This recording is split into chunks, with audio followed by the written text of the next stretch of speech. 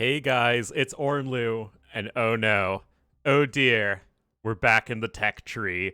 That means it's time for me to be an old man yelling at the clouds because we're gonna start talking some balance changes. I wanted to make this video after the inevitable nerf to Ketons and maybe some buffs to the other Three Kingdoms civs. But that patch hasn't happened yet, and I am now sick of waiting, so we're just gonna do this now, and if and when the patch comes, it'll come, and we'll do a video covering that. But as it stands, there are, I think, several balance issues in the game right now that, despite the game overall being quite balanced, there are still some issues here and there. So what I'm going to do here is I'm going to split this into two different videos. This first video is going to be my top 5 general changes that are going to be made to the game, or that I would personally prefer to be made to the game. So really, the basic tech tree and that sort of thing. And then I'm going to do in the next video, which will probably be tomorrow when you're seeing this, is going to be one change for every civilization. That way we can have a separate video with the general changes and then the civ-specific ones. Because right now, although most everything in the basic tech tree feels at least useful in some situation, like every single unit has a role that's at least not insanely niche that we see in some situations, with the exception of the longswordsman.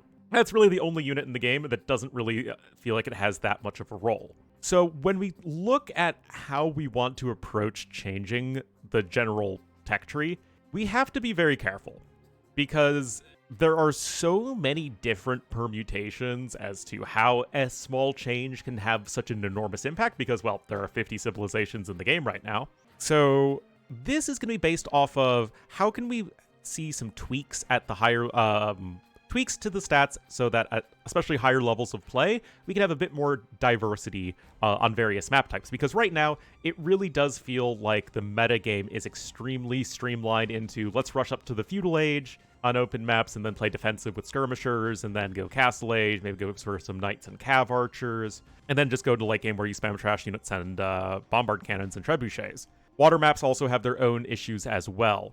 So for this video, it's less about any one thing being overpowered or underpowered. Again, except the longswordsman really feels like the saddest unit in the game right now, especially since militia, men-at-arms, two-handed swordsmen, and champions are all very viable in their own contexts. But this top 5 video is going to be an increasing order of importance, I guess we could say. And then I'll back up as to how I think that these sorts of changes will positively impact the metagame, at least in my magical world of thought. So let's get into this. Number 5, fishing ships. So most of these are going to be nerfs, and the fishing ship is no exception. I'll probably put on some footage here in the back of Warlords or whatever, and if you've been watching tournaments at all over the past couple years, you will know that fishing ships are really, really snowbally. And so what I would do is that the fish booms itself, like 25 fishing ships on a map with a lot of water, that doesn't actually feel that overpowered, especially as the sailing distance gets further and further away from the dock. The really big issues, actually, to me, are, one, a map like Kawasan or Immersion or Frigid Lake, these maps that have just small puddles of water that have deep fish in them, where having 3-4 fishing ships, you both fight super hard for water, and then it ends up where one person wins water and then wins the game. That feels a little oppressive right now. So what I would do to change that is to simply reduce the gather rate of fishing ships and then add an additional gill nets precursor, essentially. So you'd have the base fishing ship gather rate be a bit slower, and then you get a gill nets version in the feudal age, so that way if you win water, you actually have to commit to getting an upgrade, which could further delay your timing advantage, which I think is really one of the biggest deals, is how much of a timing advantage to castle age fishing ships give you. So, you could call the technology whatever you want, it doesn't really matter, but then just use that as a precursor to gill nets, which I think they do in other AoE titles as well. So that's something that I would do to nerf the snowballing aspect of early water maps without impacting fishing too far as the game goes. The other thing, and I'm kind of cheating here, I'm doing 2 changes to fishing, is I would make it so fishing ships can no longer gather from the fish traps on top of the fish traps.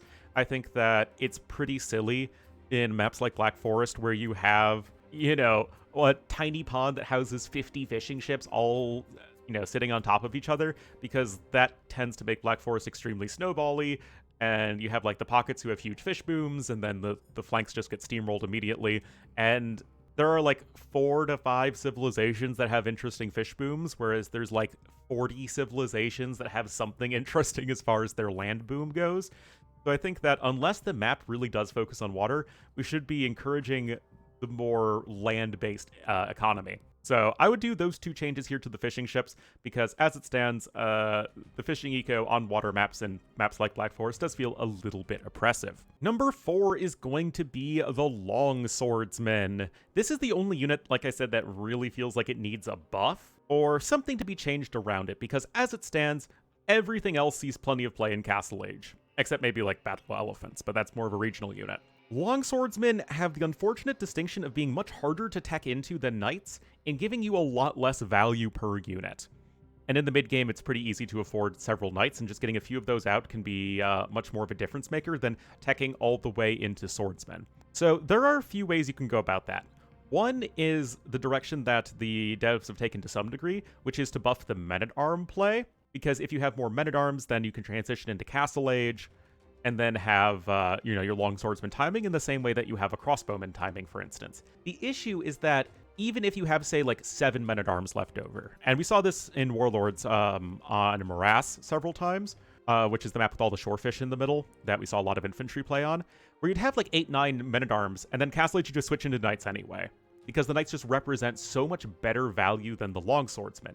The tricky thing is that thanks to all of the buffs over time, Two-Handed Swordsmen / Champions are actually in a really good spot right now. You see these units all the time at high levels of play, and depending on the civ and matchup and all that, this unit is very, very good. So how do you buff the Long Swordsman in a way that doesn't buff Two-Handed Swordsmen and Champions, which I don't think need any buffs whatsoever? Personally, I think it's really tricky. One thing you could do is make Knights a bit harder to get into and have an upgrade that's like a prerequisite to get to Knights in the same way that we used to have prerequisite upgrades for like cannon galleons and hand cannons back in the day. But that is also a really big change to the game, and I don't know if Age of Empires really needs that. So I think that if you really want to just focus on buffing the Long Swordsman itself, that's where I think you can increase their attack by 1. Because if you notice right now, Champions at 14 attack have the same attack as a Paladin. Two-Handed Swordsmen at 12 have the same attack as a Cavalier. So 10 attack for a Long Swordsman would put it on par with a Knight. So that would, 1, mirror the evolution of units throughout the later stages of the game. And also 10 happens to be a pretty big breakpoint as far as damage goes, right? Because there are so many things in AoE2 whose HP is a number that's divisible by 10. If you want to go real crazy, you could even bring it up to 11. Turn it up to 11, but that probably wouldn't be super necessary. A bunch of swordsmen can also be very snowbally, but that's the change I would make to the Long Swordsman. It's not really that bad of a unit, honestly. It's more of that there isn't enough of a reason to make it over the Knight line. It's already cheaper. It's already faster than it used to be. It's easier to tech into than it used to be. It's more armored than it used to be. It has more HP than it used to have. It has Gambesons now. But I think that maybe increasing its attack a little bit would at least help. The alternative would be nerfing Knights, and I don't know if the Knight, which has been unchanged as far as I know since Age of Kings as far as its stats go, I don't know if we really need to tweak the Knight too much. So I think that, if anything, buff the Swordsman. If you're really feeling wild, maybe introduce an upgrade that you need to research before Knights can be trained. Number 3, Mangonels, and Onagers and Siege Onagers by extension.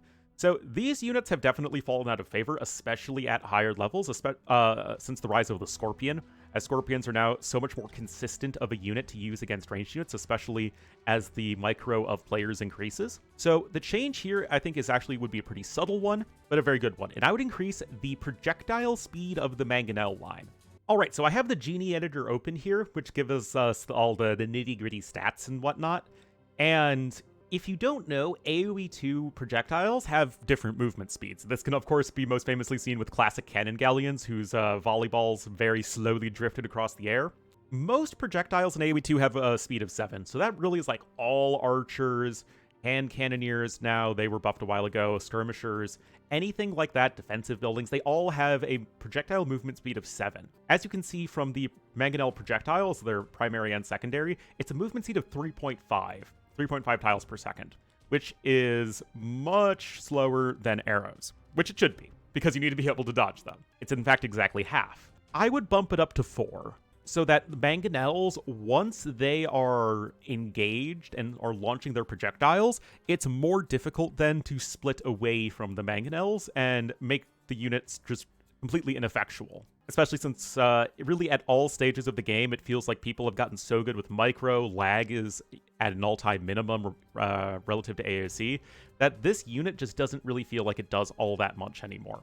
Now, of course, it's a very swingy unit, this Mangonel line, so we can't really buff it too much.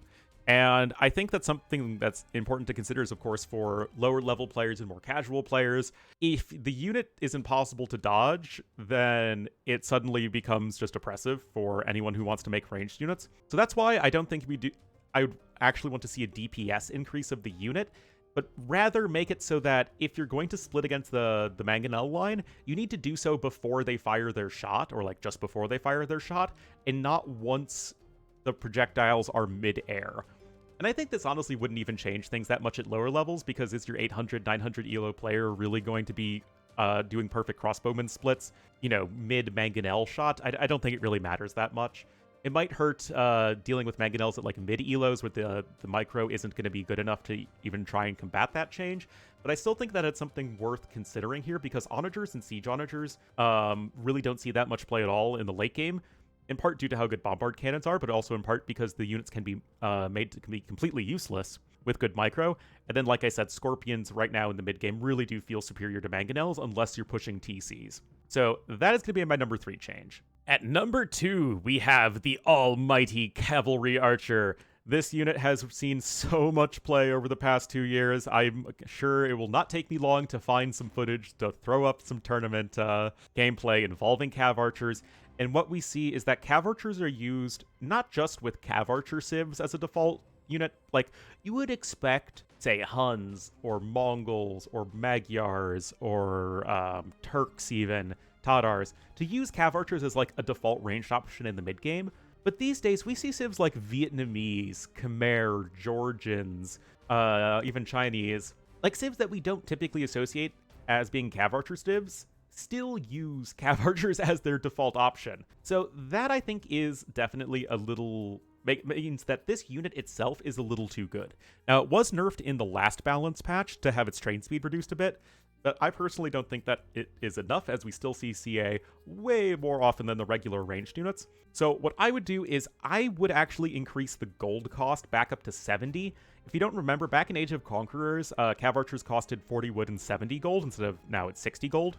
And I think that, one, it'll make them a bit harder to mass in the mid-game. Gold is actually a pretty plentiful resource in the mid-game, but especially relative to the crossbowman, it feels like you're paying not that much more for getting a unit that is significantly better.